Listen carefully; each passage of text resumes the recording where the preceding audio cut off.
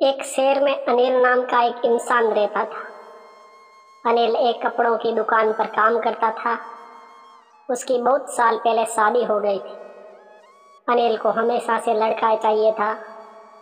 लड़का ये वंश का कुलदीपक होता है, पिता का नाम रोशन करता है और बुढ़ापे का सहारा होता है। पर लड़की शादी करके चली जाती है। ऐसी सोच रखने वाला वे पड़ोसियों को भी यही बात बताता था। शादी के कुछ साल बाद उसे 2 लड़के हुए। बड़े बेटे का नाम करण और छोटे बेटे का नाम किशन रखा। बाद में कुछ सालों बाद उसकी पत्नी का निधन हो गया। उसके बाद उसने ही उन दोनों बेटों का ख्याल रखा। समय बीता और उसके दोनों बेटे बड़े हो गए और अब दोनों बेटे नौकरी कर रहे थे। दोनों की शादी भी हो गई। शादी होने के बाद भी वे सब एक साथ ही रहते थे। कुछ साल एक साथ खुशी में गए, लेकिन बाद में दोनों भाई एक दूसरे के साथ झगड़ा करने लगे। दोनों बहुओं में छोटी छोटी बातों पर मतभेद होने लगी। ये सब देखकर अनिल को बहुत बुरा लगता था। अब दोनों ने अलग रहने का निर्णय लिया और वे अलग हो गए। फिर पिताजी का ख्याल कौन रखेगा, ऐसा सवाल का निर्माण हुआ। दोनों बेटे एक एक महीना संभालेंगे, ऐसा तय किया। अनिल एक बेटे के साथ 1 महीने के लिए रहने लगा, फिर दूसरे बेटे के पास 1 महीना। ऐसा उसका बंटवारा हुआ। पर जैसे जैसे वक्त बीतता गया, वैसे वैसे बहुओं और बेटों में अनिल को लेकर झगड़ा होने लगा। दोनों बेटों के घर में झगड़े का कारण अनिल रहने लगा। ये बात अनिल को अच्छे से समझ आई थी। अब अनिल को पुरानी यादें याद आने लगी थी। उसने जिंदगी में कितनी बड़ी गलती की थी, ये उसे अब समझ में आ रही थी। पर अब इसका क्या फायदा। आखिर दोनों बेटों ने पिताजी को वृद्धाश्रम भेजने का निर्णय लिया। एक दिन दोनों ही पिताजी को लेकर वृद्धाश्रम में गए। वहां जाने पर सभी औपचारिकता पूरी करके पिताजी को मिलकर वे दोनों अपने अपने घर वापस चले गए। बेटे घर जाने के बाद अनिल बहुत रोने लगा। उसके बाद वृद्धाश्रम में कई लोगों ने उसे समझाया, पर वे बहुत दुखी हो गया था। अनिल को वृद्धाश्रम में आकर 8-10 दिन हो गए थे। वे किसी से भी बातचीत नहीं करता था और एक पेड़ के नीचे बैठकर विचार में मगन रहता था। वहाँ के लोग उसे पूछते थे, पर उसने किसी को भी कुछ नहीं बताया। कुछ दिनों में वे एक व्यक्ति से थोड़ा बहुत बोलने लगा। बाद में दोनों की अच्छी दोस्ती हो गई। एक दिन वे दोनों बैठे थे, तब वे व्यक्ति अनिल को अपनी कहानी बताने लगा। वे बोला कि मुझे एक ही बेटा है। वे मेरे साथ छोटी छोटी बातों पर झगड़ा करता था। इस बात को मैं बहुत ऊब गया था। उस वजह से मैंने वृद्धाश्रम में रहने का निर्णय लिया। मुझे कभी कभी लगता था कि मुझे बेटे के साथ एक बेटी भी होती तो कितना अच्छा होता। कदाचित आज वे मेरे बुढ़ापे की लाठी बन सकती। उसका बोलना सुनकर अनिल और ज्यादा दुखी हुआ और वे बहुत गहरे विचारों में खो गया। अनिल को दुखी अवस्था में देखकर उसके दोस्त ने इंसान ने पूछा, आप क्या सोच रहे हो? आपके सामने देखो।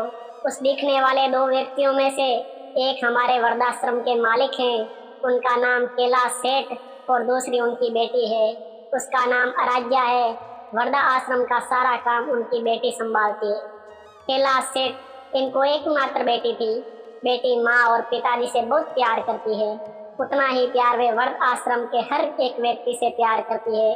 अनिल सिर्फ उसकी तरफ देखते ही रह गया और उसका मन और भी ज्यादा दुखी होने लगा। रात होने लगी थी। हर एक वृद्ध अपने अपने रूम में जाने लगे। अनिल भी उसके रूम में जाता है। रात का खाना जल्दी खाकर सब लोग सो जाते हैं।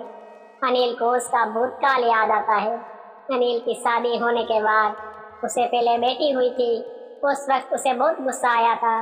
पत्नी के मना करने के बाद भी गुस्से में उसने बेटी को उठाया और दूर जाकर उसे वहाँ छोड़ आया। पर अब पश्चाताप करने के सिवाय रास्ता भी नहीं था। अनिल को रात भर नींद नहीं आई। दूसरे दिन वृद्ध आश्रम में एक छोटा सा प्रोग्राम था। हर एक जन जल्दी उठता है और अपने अपने काम में लग जाते हैं। दोपहर को सब लोग हॉल में एकत्रित हुए। कैलाश सेठ और आराध्य भी आए हैं। वहाँ पर प्रोग्राम चालू था। तब कैलाश सेठ का ध्यान 2-3 बार अनिल की तरफ गया। अनिल उनको बहुत उदास बैठा हुआ दिखा। उनको लगता है कि शायद इसकी तबीयत अच्छी नहीं होगी। प्रोग्राम खत्म होने के बाद वे अनिल से बात करने के लिए उनके पास जाते हैं, वे अनिल को दुखी होने का कारण पूछते हैं।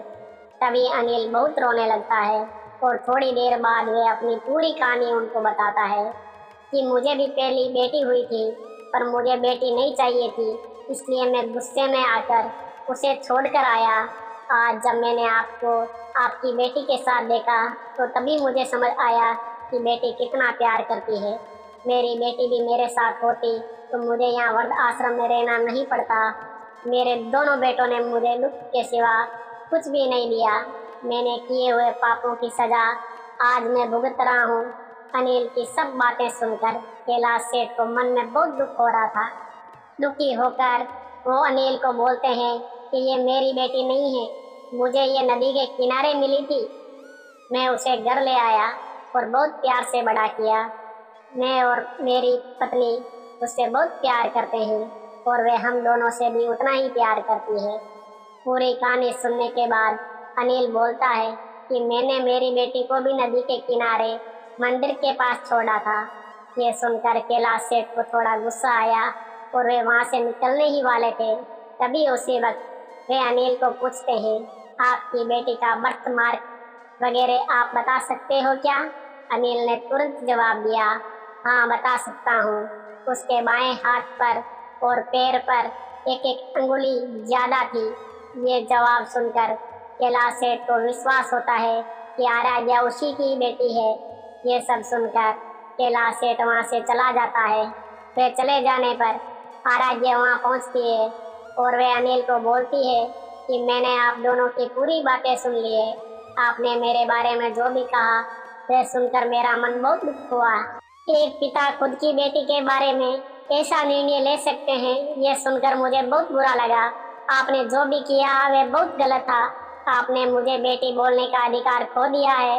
मैं आपकी बेटी होकर भी आप मुझे रास्ते पर छोड़कर चले गए थे और मैं उनकी बेटी ना होते हुए भी उन्होंने मुझ पर जान न्यौछावर कर दिया।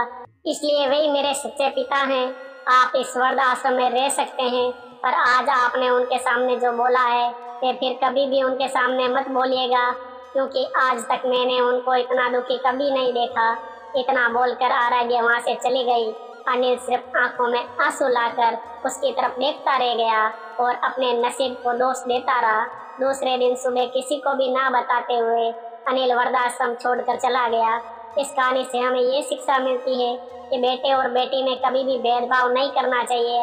हाँ, आखिर बेटियां पराई होती है, पर अपने माँ पिता के लिए नहीं।